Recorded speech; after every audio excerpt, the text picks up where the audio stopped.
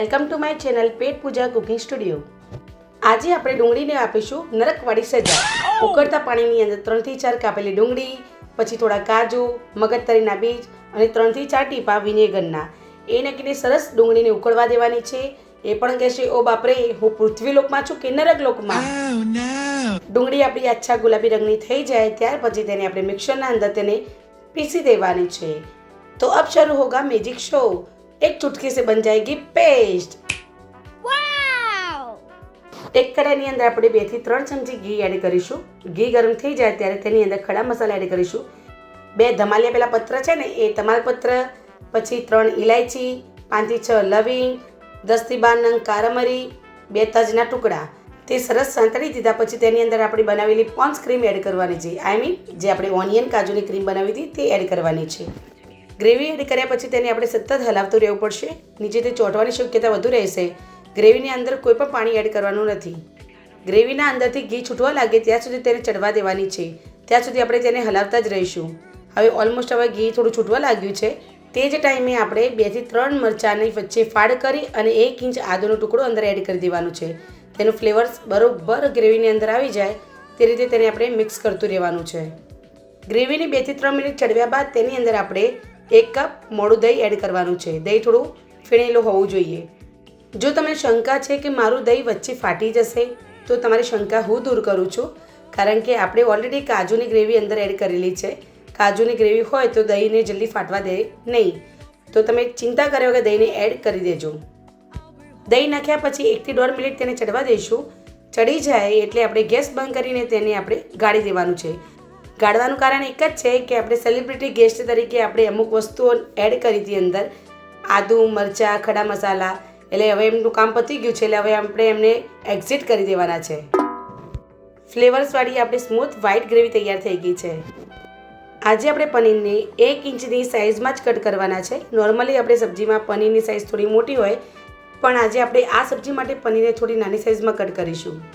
હવે ફરીથી આપણે એક કઢાઈની અંદર ઘી ગરમ કરીશું। 2 થી 3 ચમચી આપણે ઘી એડ કરીને ગરમ કરવાનું છે। આ સબ્જીનો જો ઓથેન્ટિક ટેસ્ટ લેવો હોય તો તેને ઘીમાં જ બનાવજો, ઓઇલ અને બટરને એ ટાઈમે સ્કીપ કરજો। હવે ઘી આપણું ગરમ થઈ જાય ત્યારે 1 ચમચી આપણે તેની અંદર જીરું એડ કરી દઈશું। જીરાના ફટાકડા ફૂટે ત્યારબાદ તેની અંદર અડધી ચમચી હિંગ એડ કરીશું। ઘીના અંદર હિંગનો વઘાર, ઓહો, સુગંધ જ કંઈક અલગ છે। હવે તેની અંદર આપણે મેથી એડ કરીશું। મારે તમને કહેવાનું રહી ગયું કે મેથીનું શાક જ્યારે પણ બનાવો તેની 10 મિનિટ પહેલાં આપણે મેથીને પાણીની અંદર, એટલે કે સાદા પાણી નહીં પણ મીઠાવાળા પાણીની અંદર પલાળી રાખવી, જેથી મેથીના અંદર રહેલી કડવાશ બધી ઓછી થવા લાગે। મેં પણ 10 મિનિટ પહેલાં એ મેથીને મીઠાવાળા પાણીની અંદર પલાળી રાખી હતી। તે પાણીમાંથી નીચોઈને આપણે મેથી પણ અંદર એડ કરી દીધી છે। મેથીને પણ આપણે હલાવતા રહીશું અને જ્યારે ઘી છૂટે ત્યાં સુધી તેને ચડવા દેવાની છે। જ્યારે ઘી છૂટી જાય ત્યારે તેની અંદર આપણે 1 ચમચી કારામરી પાવડર એડ કરીશું અને તેને મિક્સ કરી દઈશું। કારામરી પાવડર એડ કર્યા પછી નીચે તળિયે ચોંટવાની શક્યતા વધુ રહે છે, જેથી તેને આપણે સતત હલાવતા રહીશું। અને હવે આપણી મેથી ઓલમોસ્ટ હવે ચડી ગઈ છે। થોડું ઘી છૂટવા લાગે ત્યાં સુધી તેને આપણે ચડવા દઈશું। જો તમારે મેથી મલાઈ પનીરની સબ્જી વ્હાઇટ કલરની જગ્યાએ ડલ યલો કલરની બનાવી હોય તો આ સ્ટેજ ઉપર તમે હળદર અને મરચું એડ કરી શકો છો, પણ આપણી આ સબ્જી એકદમ રેસ્ટોરન્ટ સ્ટાઇલ છે એટલે આપણે મરચું અને હળદર એડ નથી કરવાના। તેની અંદર આપણે હવે એડ કરીશું પનીરના ક્યુબ। પનીરના ક્યુબ ઉપર આપણે મેથીથી કોટિંગ કરી દેવાનું છે, એટલે એને સરસ આપણે સોતે કરી દઈશું। પનીરને એડ કર્યા પછી 1-2 મિનિટ પછી તમે જોઈ શકો છો કે આપણે પનીરનો કલર થોડો હવે ચેન્જ થવા લાગ્યો છે। આછા ગુલાબી રંગનું પનીર થઈ જાય ત્યારે તેની અંદર આપણી આજની મેઇન હિરોઈન એટલે કે વ્હાઈટ ગ્રેવીને પણ અંદર હવે એડ કરી દેવાનો ટાઈમ આવી ગયો છે। વાવ, શું નજારો છે! ગ્રેવી એડ થઈ જાય ત્યારબાદ તેની અંદર આપણે આજની સબ્જી છે મેથી મલાઈ પનીર, પણ આપણે અંદર મલાઈ તો એડ કરી જ નથી, પણ એની જગ્યાએ આપણે એડ કરવાના છે ફ્રેશ ક્રીમ।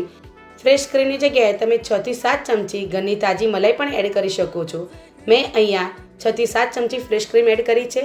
ત્યારબાદ થોડું સ્વાદ મુજબ મીઠું, આપણે ઓલરેડી મેથીના પાણીમાં મીઠું એડ કર્યું હતું એટલે એ રીતે જ મીઠું એડ કરવાનું છે અને 1/4 ચમચી ખાંડ એડ કરીને મિક્સ કરી દેવાની છે। બસ આ સબ્જીને હવે 2 થી 3 મિનિટ આપણે ઢાંકણ બંધ કરીને ચડવા દઈશું। રેસ્ટોરન્ટ સ્ટાઇલ સબ્જી તૈયાર છે, તો રેસ્ટોરન્ટ સ્ટાઇલ લુક માટે આપણે એક વઘારિયાની અંદર 1 ચમચી ઘી, સાબુત 2-3 મરચાં અને કાશ્મીરી મરચું સાથે તેનો આપણે સરસ ઉપરથી વઘાર રેડીશું। તો તૈયાર છે આપણી રેસ્ટોરન્ટ સ્ટાઇલ મેથી મલાઈ પનીર. જતાં વિડીયોને લાઇક, શેર અને સબસ્ક્રાઈબ કરતા જજો. મળતા રહીશું નવા વિડીયો સાથે. ત્યાં સુધી જય દ્વારકાધીશ. આવજો.